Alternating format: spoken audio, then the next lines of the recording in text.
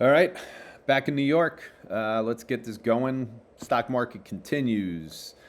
I'm going to spend a lot of time. It's the end of the year outlook. Papers are going out. I'm not going to spend time on the traditional outlook because everything is dependent on AI. So everything that you get from these videos is what you're not going to get from strategists and economists and people focused solely on the broader part. This is all about artificial intelligence.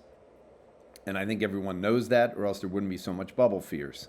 I'm going to go through NPUs. I'm going to go through the cognitive era to the kinetic era, why this is so important for PMIs, what names are already showing it, how transports are a leading indicator for it. There are a lot of videos. I'll go through some of the best podcasts of the week. I'm going to talk about vibe coding. I'm going to write a paper on it for 22V next week, and it's basically the ChatGPT moment for software, which has implications when you combine it with the NPU acceleration or the VLA, VLM acceleration.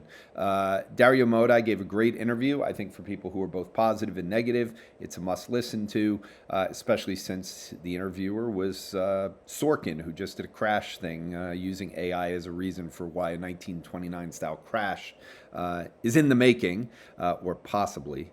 And at the very end, I will go through the website launch that's going on. I do want to say right now at the beginning, I think this is very important as I'm going to really spend the time showing people how AI will help them both on the income side of their life, which is really their job, but also on the balance sheet side. I'm going to focus on the balance sheet side to basically show people in videos, but also in the work that I'll be doing on a regular basis, how that they can think about finding names, taking research from podcast, and drill it down in the same way that I do this. And Bitcoin is building a bottom right now. It'll be a big story for next year, but let's get started. After the fears of the AI bubble, where we kind of were grinding lower and then we rip right back up in a very short amount of time back to the all-time highs. Again, I'll say it repeatedly this year. Every time there are fears over AI as they bubble, you have to be looking for names at that point and focusing on the areas that work. Don't listen to CDS stuff. Don't listen to debt stuff.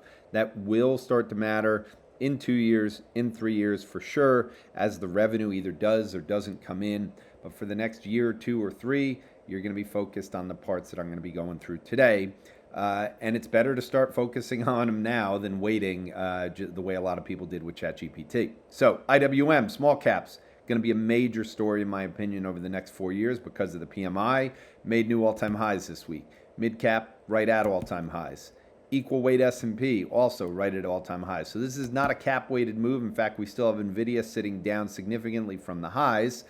And banks, which I highlighted as a tell, that as long as banks are not falling down when people are worried about credit fears or worried about bubbles or worried about all these different things, as long as banks are sitting near the all-time highs, and in particular, Goldman Sachs and JP Morgan, everything is fine.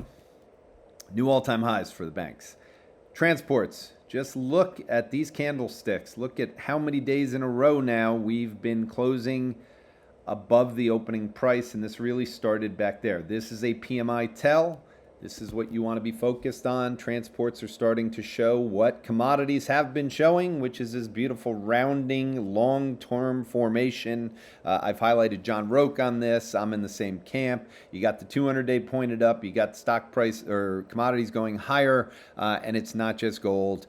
You've got a lot of commodities that are going higher, and we've now hit the highest level since early 23. Junk spreads, new all-time lows this week. So the tights are continue, and bond vol had a little move higher and right back down. So we have nothing showing up in fears over what's going to happen with rates, despite people now calling again for shorting bonds. Fed funds, we're now at 95% of a cut for December. So we had gotten down towards 30. We're back up towards 95.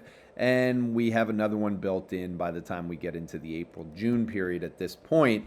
There was a breath thrust, an almost breath thrust, but they used this on the breath thrust. I only bring this up because that's how strong the rally was. And whenever you get these oversold conditions, this is what you want to look for. But also, This just highlights the ramping that is coming for a lot of names. When you have a breadth thrust, especially after everyone's complaining about breadth, which people were, when it comes ripping out of here and you get the IWM making new all-time highs while the S&P is just below, 1 year later, breadth thrusts are usually a great signal for forward gains, particularly in participation. Now, payroll data. We did get the ADP. This is becoming more important despite what you may be focused on. And I say that because the Fed has acknowledged it, but also because we've had so many revisions to the non-farm.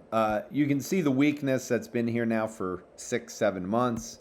The headline out of this, or I guess the guts of it, we had a negative number. We still have education and health services, along with leisure and hospitality. This is the baby boomer side, is up 46. So when you put them all together, it was a bigger negative number, and it was driven by small businesses. We still have a K-shaped economy.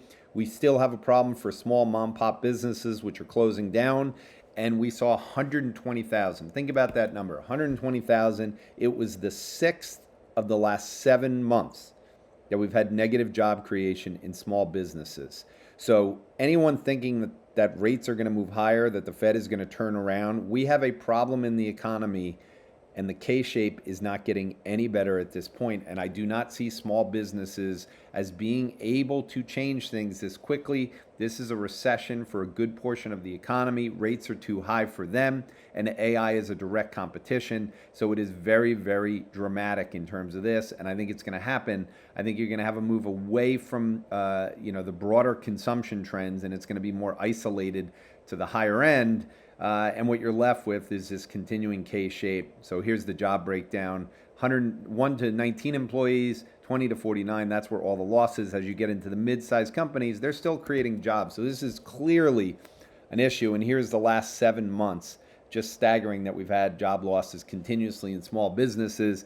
This is a recession for small businesses. Now, again, if you're focused on rates going higher, makes no sense to me to be, you can sit there and say rates aren't going to go down. You can sit there and say, I want to play a steepening yield curve.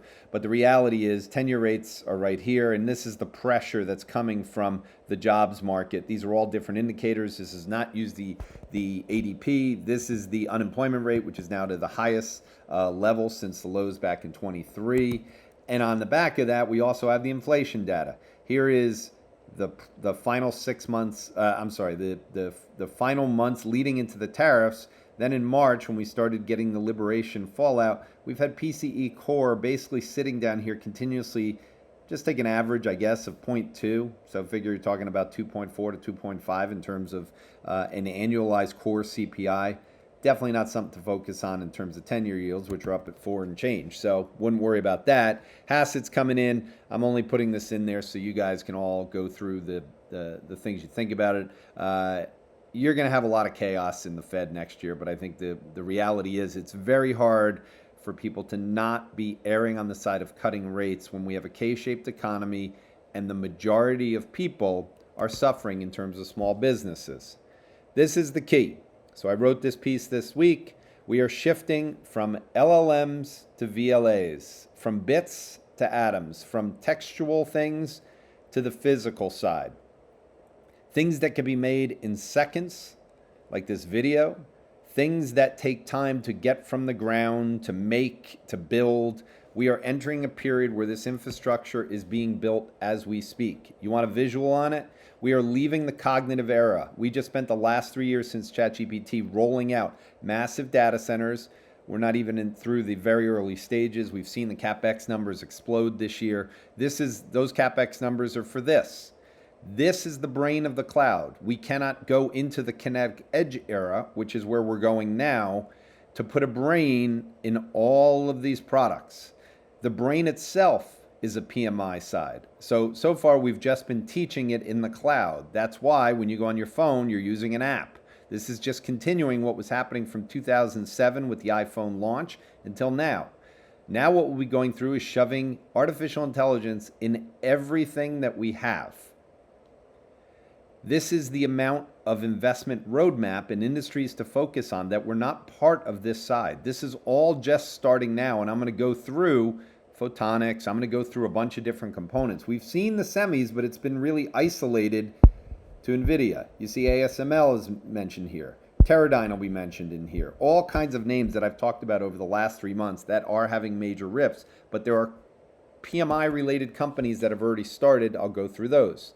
By the way, all of these visuals were created in Nano Banana. If you haven't used Nano Banana, or you're scared of it, or whatever you're not doing with it, or you think AI doesn't do anything, if you have kids having trouble in school, take some text pages and just put into Nano Banana and say, hey, will you make this easier for my kids to understand? Start using AI. This is why I'll be launching a website to help people do this. This took about 10 seconds to build. This is just a visual to make it easier to see why the cognitive era of thinking, high latency, training, cloud center data, compute constrained. This is all still happening. I've been using Google now about 70% of the time for a month. Now all of a sudden, they've hit compute constraint. I've been restricted multiple times this week. This never happened to me before in Google Gemini. It was happening to me on ChatGPT. So now they've hit compute constraint because everyone's moving to Google Gemini, as we talked about last week. The shift into bits and atoms, again, robots, cars, phones, computers, appliances, medical devices, everything will need these things. And that means you're going to need the brains.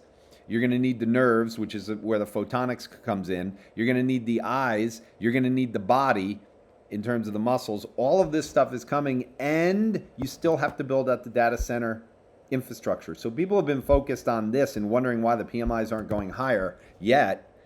They will start to focus on them as they go forward. LLMs versus VLM versus VLA, just so people get the amount of compute greater than what we just are leaving now.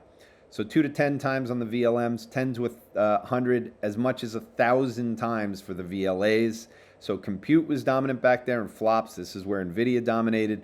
Then we started getting into VLMs. This is when Micron, SK Hynix, and Samsung blew out. Now you're getting into the latency and physics. This is why when you hear the bottleneck is energy, it's not just that. It's anything physical, the physical part of AI. These companies are tiny. They have been in a bear market now for 17 to 20 years since China peaked and we had the great financial crisis. There's a lot of names in there that have just not benefited. Some of them are showing up on here. Someone reached out this week about Ambarella in terms of, hey, is this a name that shows up on... All of these names, as you're doing your work and you're going through the sensor, a lot of these, either they haven't moved or they're just starting to move, but I highly recommend focusing on the data scarcity, the latency and power, the bandwidth, the actuation, energy. These are all indicative names of that. If you want more specific things, if you want more in-depth research, call up 22V. If you're a FA or a retail person and you want to get more in the know of where this is, the website launch will hopefully be happening in January. You'll have access at a non-institutional level, and I will have a video series that will also be on there which you can sign up for, where I'm going to teach people how to do this and keep adding to them as we go across. Now, the playbook, I released this on October 7th. This was 6 weeks ago. Why NPUs are AI championship moment. This was basically saying that NPUs are like audibles for a quarterback at the line. The ability to think, see the defense, and then change what's going on. That takes a lot more memory. That takes a lot more components. And that's why NPUs are critical for PMIs. Now, an upgrade cycle for cars, phones, computers for PMIs. Historically, upgrade cycles in cars, phones, and computers are major drivers of PMI trends. So upgrade cycles where people are basically forced to buy something because the gap between what the current model is and the prior model is so dramatic that they're buying them. When it comes to phones and computers, this is critical for your job. This is critical for success. But if you want to I've had to purchase already this year 2 computers. I purchased 1 last year. Before that, I don't think I had purchased a single computer for about a decade. I needed these because of the bandwidth side, because of the memory side, the demand side. All of these are going to happen because AI and the brain are going to be on there. When you get an upgrade cycle, you get large order volumes, new orders come in, global supply chains are used, cyclical replacement platforms. And in particular, autos are one of the strongest historical drivers of PMIs. When people are thinking autos now, they're going, well, there are no auto sales. There's a Robotaxi upgrade that's coming right now, and that's going to lead to a rollout which requires massive sensors, compute, battery supply chains. If you haven't gone to the Gigafactory or the car factories for Tesla, again, remember, As these are rolled out in cities across the country, you're going to see massive needs for all of these components. This is already starting in a small way, but we're at the very beginning stages of it. Why trucks will amplify the PMI effect. Autonomous trucks. Think about every truck you see on the road. We will be getting into autonomous trucks. It'll start small, but it'll continue to go. The reason I'm bringing this up now is truck rollout is a strong multi-year PMI boost. It's going to happen. It's going to happen for a lot of different components. You can't ignore it, and you can't be waiting saying, well, maybe it'll happen in 2027. The cars are going to go on, the smartphones are coming, the computers are coming, and you're already starting to see the build out on some of the component pieces which are also necessary for the data centers which are going on. So if you can find things with a Venn diagram where they benefit from the data centers, but they're also going to benefit from the upgrade cycles of each of these, the autos, the phones, and the computers, next year is the year that this becomes a story, but it's also the year that people start to focus on humanoids. You want the picks and shovels for the humanoids before you get into the humanoids themselves. I expect this to be a major theme. The impact of the robotaxi rollout, what you're going to see, and then eventually, in 7 to 10 years, it'll become a negative because we won't need cars. But that'll take a long time. How NPUs will drive the PMI higher. Again, NPUs will lift PMIs meaningfully over the next several years because they trigger a synchronized replacement cycle. And this is something that's really important. A synchronized cycle. We've had a phone cycle. We had that with the smartphones. We had a PC cycle, which came kind of after the smartphones. We've had a replacement cycle for autos before. But the main part is that you're putting brains in everything. So every single thing, edge devices, appliances, enterprise hardware, industrial equipment, robotics with inside factories, it's going to be synchronized. You're going to have all these going on. None of these ever existed. So when you're looking for traditional PMI cycles, I'm not seeing housing go up. I'm not seeing commercial real estate going higher. I see a bear market in this. Yes, this is why you have to think differently. You have to remember that all of these things here are going to have brains in them. And this is coming now.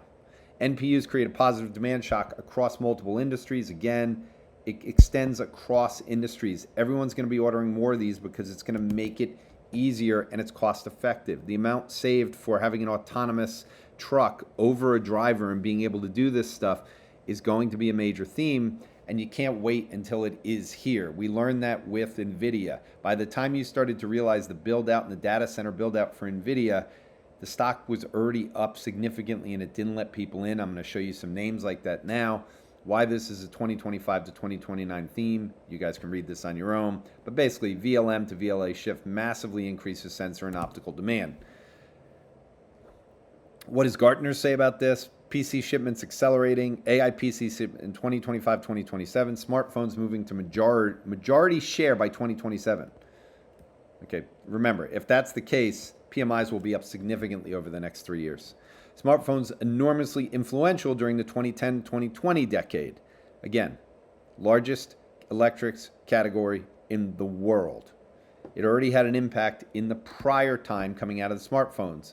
And if you want to go read about it, here's an IMF blog from 2018. Smartphones drive new global tech cycle, but demand is peaking. You can go read this and go see on how much impact it had. In 2016, global smartphone sales reached almost 1.5 billion units. They were zero in 2006. Corning. Here's one of those names that is benefiting from the data center side and will be benefiting going forward. So Corning is a glass company. It's an industrial loser. Software won. What didn't win was physical stuff like glass. Once we got through the bulk of people getting smartphones, which again, you heard the peaking story there in 2018, basically the highs in 2006, just before the great financial crisis, then the iPhone gets launched right here, went sideways, unchanged from 2006 to 2023. Then we basically double, then we double again. This company was created in 1851. This is not an AI company, but it is moving like NVIDIA. This is not a company created in the last 15 years. How does a company survive from 1851? Well, that means there's not a lot of glass companies, and that means there's not a lot of competition. Why was their stock price unchanged? Corning underperformed for 17 years because its biggest businesses were tied to low growth, highly cyclical, margin compressed markets, TV displays, telecom fiber, smartphones, while the company never captured the exponential upside cycles that rewarded software and semiconductor peers. If you need a visual for this, the stagnant years, their stock price goes down. None of these things are basically being used. We laid the fiber way before, then everything else is done, and we had a software where they weren't involved. Act 2, their stock price is rising, and the reason it's rising is because of the data centers. They're part of the optical growth needs in optical fibers that go into the data centers. What they're going to get as a future catalyst, the first one is the upgrade cycle for these. So the upgrade cycle for all of these will continue to mean glass, sensors, connectivity across all three. And then you get this new massive build out, which is going to happen in humanoids. And again, humanoids need lots of glass. How many glass competitors are going to be able to serve this side? Think about Corning stock as similar to NVIDIA, just at a different time period. Here are their earnings. This is what they're talking about right now. Optical communications. This was their springboard plan to get out. For them to grow, they need all those other businesses that are not moving to be smaller or less of a drag while this grows. Reiterated in the last quarter, strong optical communication growth. So the data center side is driving their business. But they're going to have multiple exponential AI-driven CapEx cycles as you go forward. So it was stuck for 17 years. Now, for the next 6, it's being driven. And I say the next 6. It's only been 2 years so far. It's a massive story in terms of what's going on in the upgrade cycle. It would benefit significantly if there was a synchronized upgrade cycle. You'd have shortages. You'd have all the things you need. Pricing power would come back in. Corning is one of the few firms positioned across all 3 of these components. How big a synchronized cycle could be when it's firing, GLW becomes a compound beneficiary. Think Qualcomm during 4G, Broadcom during the hyperscaler build-out, and NVIDIA during the early LLM phase. More Corning stuff. The vision systems are where they're benefiting. They're also benefiting from the optical fiber, the Gorilla Glass for the robot screens, which will be needed. Humanoids have chest displays, wrist displays, and for structural materials. I can go on and on. You get the point. Marvell, another company, left for dead basically during the LLM boom. Not really participating in a major way. Definitely going up and getting some benefit, but not NVIDIA or Broadcom style. And really, since 2021, during this period where PMIs stayed under 50, they finally are breaking out. And they're breaking out because they're finally starting to become part of the data center build. And there's a variety of reasons. I'm not going to go through them, but the AI silicon, think photonics at this point. You're starting to get a different part of the semiconductors in there. I've been talking about it all year. That's why I've mentioned companies like ASML, companies like Teradyne, companies that are a little bit more sensitive to the breadth of a semiconductor needs, which would be, again, the PMI related stuff. That's why those names are rallying, and that's why the prices of DRAMs are going up so much, because the memory needs and the data management, the data density is changing. Celestial, which is an acquisition, helps in the photonic side for Marvell. And again, generative AI clusters are increasingly bottlenecked by data movement, not flops. This is the change from just being GPUs and needing us to move into a different stage. That's why I've talked about the move from LLM, what you need for this, VLM, which is where we are right now, and this is why we have a massive build out going on, which is why this is not a bubble. We can't do any of this stuff until we have those data centers built, or we can't do enough of it. We can't get to this. Again, this line, the VLA, this is critical for the Genesis mission. This is critical for the military. Both of these here, there's no way the government is going to let us get stopped here with a bubble. They will make sure we make it to this stage and this stage. This is not a guess. This is a reality. The Genesis mission, this is what it needs it for. It's not just the military side. It's for the biology side. It's for getting rid of the deficit that we have, which I'll get through. We need breakthroughs in biology and chemistry and climate change, material science and energy to allow us to get to the VLAs. We don't have that capability right now, which is why we need to spend the money on it. Now, I believe factors are a leading indicator on the PMIs. They start to tell you when the turn is coming. And as I said last weekend, This is MOMO, the Morgan Stanley momentum, not sector neutralized. This is critical because it should be a sector-related movement. Here are the peaks. This down here is the new orders component for the PMIs, inverted. When these have peaked, and we peaked here, and we're now moving lower, this has been a turn in new orders for PMIs over time. This is growth versus value. This gets critical for mutual funds. You PM mutual fund managers that are sitting out there, people managing growth funds. Growth will continue to be a dominant factor, but I think the shift that's happening is happening so fast right now where companies which used to be, say, value, or old school economy companies built, founded in the 1850s that hadn't done anything for a long time, they quickly become growth names. How quickly can the shift be made? The market cap is really small in companies like Corning. It's a $70 billion company now, but that's after more than a doubling or a tripling over the last few years. So it was a mid-cap company not that long ago. This growth versus value, so far it looks like we've peaked. It's been a frustrating year for anyone on the growth side. I highly recommend mutual fund managers to come spend time with me on this growth side. I've talked about this relentlessly with other people. I really do believe we're at an inflection point, and I think the market is showing it. Transports are a leading indicator, as I mentioned at the beginning, for the PMIs. Their overall chart looks great. These are the lines that I just took from the prior times of momentum and growth versus value, but in particular growth versus value. These points, and this is the year-over-year transports. We just turned positive in year-over-year transports. We just are higher than we were a year ago. John Roque does great work on this stuff. I'll show you a chart in a second. But the inflection point for transports occurs at the same point as growth versus value. If we're going to have a shift in growth, transports are going to be a leading area. And here's the big base, John Roque, one of his big bases. We finally got the breakout. And again, we just finally took out one-year highs. We were starting to do it at the beginning of last year, this break, when PMIs were going up to 51, which is what they did here. Then we had the tariffs. We came down. We're about to go higher, guys.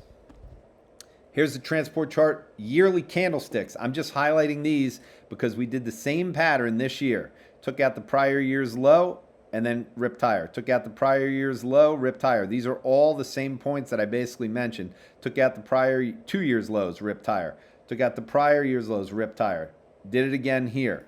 This is the way transports go. When they turn, it's on a dime. And again, PMIs haven't turned yet, but remember, there's a lot of really smart, big quantitative hedge funds that pay for a lot of satellite imagery on the transports. When the transports start moving and the trucks start going on the road, you ain't going to see the data before they are. SMH versus NVIDIA. Again, the breadth of the market. This is just showing you that SMH is back to the highs while NVIDIA is still near the lows. We don't need NVIDIA anymore during this PMI side. I wrote a Substack this week on Elon Musk versus Warren Buffett. Old school, new school. Trusted, not trusted. Both really wealthy. You got to start trusting this guy. For those people who have a bias on him, the most expensive bias you're ever going to have going forward. Here's the interview. It's 2 hours. Fantastic. This gentleman got very philosophical with Elon in a Tesla plant. Elon Musk can talk about anything. I highly recommend, regardless of your view on Elon Musk, to listen to it, both as an investor, but also as a parent, about what the future is going to hold. I want to highlight the 10 most provocative Elon Musk predictions that he said in here. Working will be optional within 10 to 20 years. The reason I'm doing the videos, the reason you need to get your kids signed up, get them involved, college especially, working will be optional. We are not replacing all jobs with AI. But if people want to make the transition to where they have the choice to be optional, there's two things they need. One is they got to focus on the income side of their life, which means their job. To be effective at work going forward, you need to be able to use AI like a master. And to do that, you have to use it every day, which is why I'm going to focus my attention. At the same time, you have to focus on your balance sheet. You have to be making investments. You have to understand the markets. That is the second part that will be going through. If you learn how to invest and you learn the markets, it will help you with AI. It is the greatest resource for deep research, for doing exactly what I do on these videos. Money will disappear as a concept. AI-driven deflation will arrive within 3 years. Solar-powered AI satellites will harness the sun's energy. This changes the whole energy situation, and I highlight Google announced a similar thing this week. I'm bringing all of this up because this is what you need to focus on. AI and robotics are the only path to solving the debt crisis. If you don't believe what Elon Musk is doing, if you don't believe what's happening, you are going to miss the VLM and the VLA side. He is the leader in this. He has been preparing for 20 years for this moment. 20 years. He's been focused not on Tesla as a car company, which everyone calls it. He's been focused on it on something that only Adam Jonas talks about that has covered it, which is the ability of having the intersection of space, of communication, of autonomy, of robotics. Everything is in there, and everything he's focused on depends on VLMs and VLAs. That is how you make money. So unfortunately, for those of you who hate Elon Musk, you're going to have to do your homework and focus on the fact that he is the information you need to listen to regularly. You can listen to Moonshots. They cover a lot of the things that Elon Musk covered as well. Every time that I hear people talk about AI bubbles and I listen to these four guys speak, MIT, I don't know where Naveen is from and I don't know where Salim is from, but regardless, go through and listen to this on a weekly basis so you can just keep up to speed on what's going on. So what did the two podcasts intersect in? Work becoming optional. AI slashes the cost of living. Productivity explodes. Income decouples from jobs. Humans work by choice, not necessity. You don't have to believe it, but you do have to do it as an investor and think about it. And here's the chart of Tesla. Do you really want to be short something that looks like it's about to explode? And again, another chart like Corning, like Marvell, like all of them, basically from 2021 when PMIs peaked, did nothing. You could overlay Marvell's chart on this. This thing looks like it's about to explode in a year where humanoids and robotaxis are going to become a major story. And by the way, aside from Tesla, you've got SpaceX, which was just valued at $800 billion, largest private company. He built that company as well. And this was a really good post that went out last night that I think, again, people should go because it gets back to my point about the government is supporting this. There's no question. SpaceX at $800 billion is the first open acknowledgement of reality that has been true for years. And the United States is no longer the sole author of its technological destiny. It is now co-authoring it with a single private actor. The U.S. can no longer project force without SpaceX. Again, if you guys don't realize the importance of SpaceX and satellites for military, for Starlink, which I use in Maine, this is critical. Everything related to this. He controls the most strategically important communications backbone on Earth. This is a huge advantage, including the fact that he has XAI. Joe Rogan had a podcast this week with Jensen Huang. Again, worth listening to. He talked about the Kinetic AI as well. Predicted a future where every country, every person will have excellent AI running directly on devices like smartphones without relying on the cloud. Again, that same visual I gave you, not on the cloud, the LLMs. Go to the VLAs. The rise of the VLAs, the kinetic AI that controls physical robots and machines. And again, here's the visual for that. That's what's happening now. My buddy Adam Parker put out a great report at Trivariate Research. I heard him on a Compound and Friends podcast. I asked him to send me over the report. Highly, highly, highly recommend. He has this thing he calls broken compounders. The reason I want to bring this up is I want to bring this up for people focused on the growth side because I think this is critical. We are leaving software. Forecasting 3 years out in a world where AI is accelerating is impossible. What we've seen with Salesforce.com and Adobe this year is not their earnings collapse. This is not Amazon beating the retailers. This is a re-rating. This is taking companies built on code and saying you no longer have a monopoly. You have competition. The competition is coming from Claude Code. It's coming from Cursor. It's coming from individuals sitting in Africa and Germany and Vietnam and the Philippines and Brazil. They can build their own apps now. They can build their own CRM. Small startup businesses will never use Salesforce.com. That wasn't the case before. If they got bigger, they would use it. You're going to have so many small startup businesses using AI, they will build their own CRM system using AI. So the growth, where you used to get the growth, has changed. He's talking about broken compounders, stocks that fell 30% in 1 month, and then basically had been up 100% over 5 years before. This was a big year for that. He highlights it in there. Most of them were mid-cap stocks. The majority of them were growth. You saw a lot of these. So these are names that collapsed 30% in a month had compounded 5 years 100% or more. So a lot of these, they were earnings related. They had high PEs. And again, you're going to see a lot of these going forward, mainly in the technology sector. Most of them were in the most expensive side. This is the danger that comes in a market with high multiple, high flying stocks. This identifies a symptom. High-flying stocks are crashing and failing to bounce. The VLA paper, my paper, Bits to Atoms, diagnoses the disease, rerating due to capital rotation. The old thesis, the cognitive era. You are at risk if you are heavily weighted to these companies, these software SaaS companies. This is not the end of SaaS companies, but this is a point that if you're going to try to step in and buy these things, unless they're at the right multiple, these are becoming names that you're going to have to do based on growth rates unless their multiples get into the value category, which I don't see happening. So remember, the new compounders, the body of AI, the senses, the eyes, the nervous system, the muscles, arbitrage the gap. We're in a period right now where you want to be wary of those software companies. You want to be wary of anything built on code. This goes to Visa. This goes to MasterCard. Remember, crypto's coming right behind it. I'm not doing a ton today on crypto.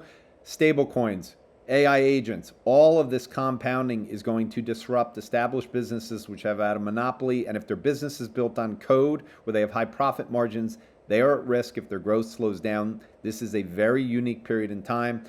Here are the semiconductors up 55%. Here's the software companies up 4%. This is since during the rally from May. The S&P is up 22%. I think you have to be wary of these. And remember, Adobe and Salesforce.com were not compounders in the fact that they didn't gap down 30% in 1 month. I think the worst month for Salesforce was maybe 12%. This is death by 1,000 paper cuts. Vibe coding is the ChatGPT moment for code. That is what happened this year, and in my opinion, as someone who uses this stuff, vibe coding wasn't a word before this year. You all know vibe coding, or you've probably heard vibe coding. Vibe coding basically means you can sit down and create an app, and you can sit there and just create ideas, stream through things, go throw it, use Cursor, use whatever, use Claude Code. The reality is this is the first year of it. This is going to get worse going forward. The thesis is that AI is eating software. High margin, recurring revenue business models of traditional software companies are at risk of deflationary pressure from AI. Now, what percent of those are US companies? 85 to 90% of these code-based companies are in the United States. So code-based companies, which I break down in the MSCI, because the MSCI is built on code now. Approximately 15% of the MSCI World Index is built on code. Now, what this does not include is a lot of the bigger companies. So NVIDIA is obviously not included, but you're not seeing Google in here, or you got Google here. You're not seeing Apple in here. You're not seeing the bigger companies, but you have a lot that have that have been built on code. I believe there's competition for these companies, and this is one of the reasons why I like MSCI World X the US over MSCI US. I believe this reweighting is not about the US exceptionalism. It's about code now being completely commoditized and ubiquitous, and the fact that code has dominated and led to this. This is the other side of it, as I've talked about. So you get a re-rating on MSCI World. You get a transfer from the application software, and what you get is movements into the physical world. You get movements back into the AI physical. That is something more related to the rest of the world. Commodity companies, sensor companies, optical companies, things that are made in various places. Corning is just an example of a US company. There's German companies, there's Swiss companies, there's French companies, all types of companies which don't make up a high percentage, but they will benefit significantly. Back to Andrew Ross Sorkin, who wrote The AI Boom and the Spectre of 1929. I bring him up because he did an interview with Dario Amodei, which you can get on YouTube right here. Absolutely worth listening to. Here are the highlights. This is an honest thing from Dario Amodei, and he's asked about the bubble.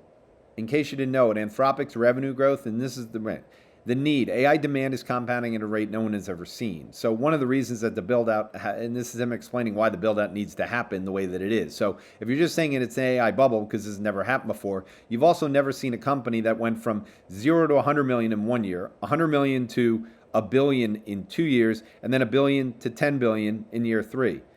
10 times compounders. This has never happened before. So the 10-time compounding for 3 consecutive years hasn't happened. So the reason they must spend tons of money going forward is because you have to build the compute years before the revenue arrives. You don't have a choice. That's the way AI works. He admits there is a cone of uncertainty where it depends on getting the timing right. And it's how much money you're willing to do in CapEx versus how much revenue you're going to do. If they buy too little, they can't serve the demand. They lose to their competitors. If they buy too much, the business can die. This is the bet. And this is why everyone talking about the AI bubble, in effect, is true.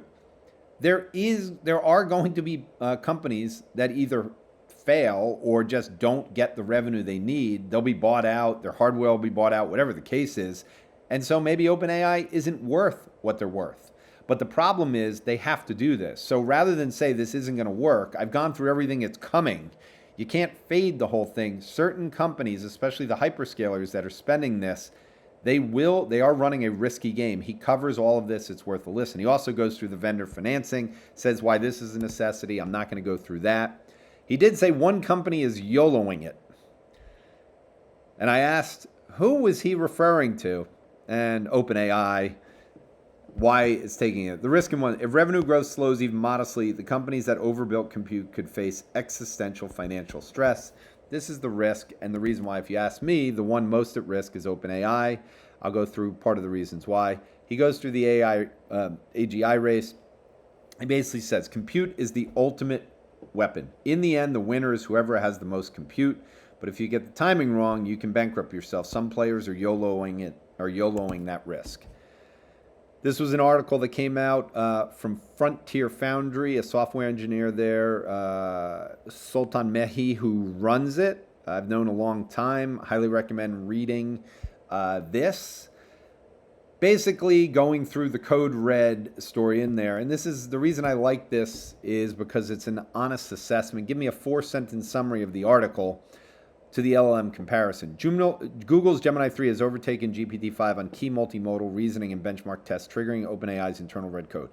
I use Google Gemini now 70% of the time for all of my research and the stuff that I do for this. I still use ChatGPT mainly for legacy purposes and conversation. I do like the interface more than Google Gemini, but the reality is I'm using it for the more important things. I'm also using Anthropic far more at this point. I use Perplexity for a lot of my earnings and stock-related stuff. Basically, Gemini, as far as I'm concerned, the analysis here that OpenAI is falling apart is true. Falling behind, not apart. If you want to do it this way, I think this is a good way to do it. And I think there's an important side here, which is OpenAI is losing in these categories at this point. Now, could it jump back over? Yes, this has gone on before many, many times. It is possible that they could jump back this way and get in front of some of these with their next model, since the most recent releases were these two guys, and they did their ChatGPT 5 during the summertime. So when ChatGPT 6 comes out, maybe they leapfrog back ahead. There's various ways that can go, but the enterprise strength has clearly been done by Anthropic, and if you listen to Dario Modi, he goes through this. That's the bet they made. I actually canceled my Pro ChatGPT. You got Elon Musk there. I didn't mention Grok. I am also using Grok more these days. I just want to bring this up because this guy is all over the place, and I'm going to use him as an example. Basically, he's fading Tesla, he's fading NVIDIA, Palantir. He said Bitcoin is worthless, and he talks about passive investing being the only reason these companies are higher. The reason I bring this up, I can't stand even reading this stuff, but he's picking on names that I think are going to be the best performers next year. So I think when he goes at Tesla and he goes at Bitcoin, he's on the other side of the trade. So what's the difference?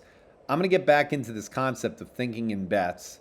If you didn't buy the book for your kids for the holidays, you still have a little bit of time. I'm supporting Andy Duke on this, but I'm also supporting this because it's going to be part of my video in terms of the way I approach it. You have to think in bets, especially when it comes to AI.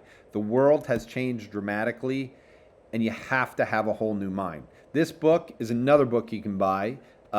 This came out, I think, in 2005. I read it just after the Great Financial Crisis.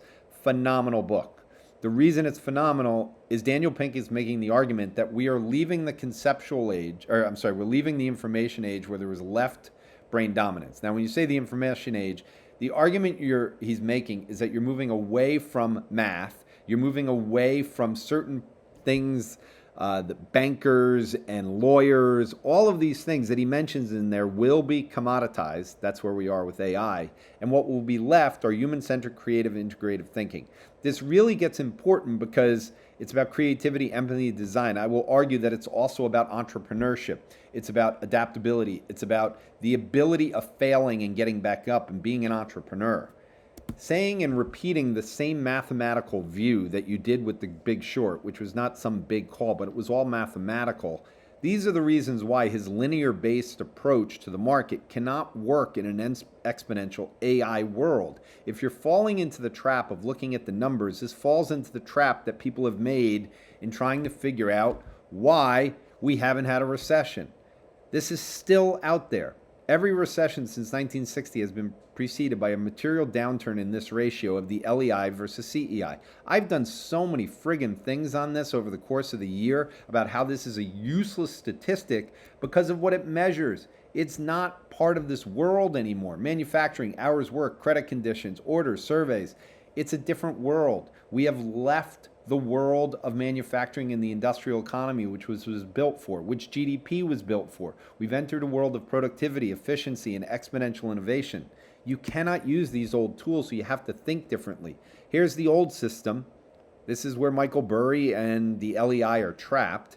It worked phenomenally well for this side. It doesn't work for times where companies can go from 0 to 10 billion in revenue, 0 to 10 billion in revenue in 2 and change years. You can't have that going on over here because you needed physical structures. This all changed in 2007 when the smartphone came out.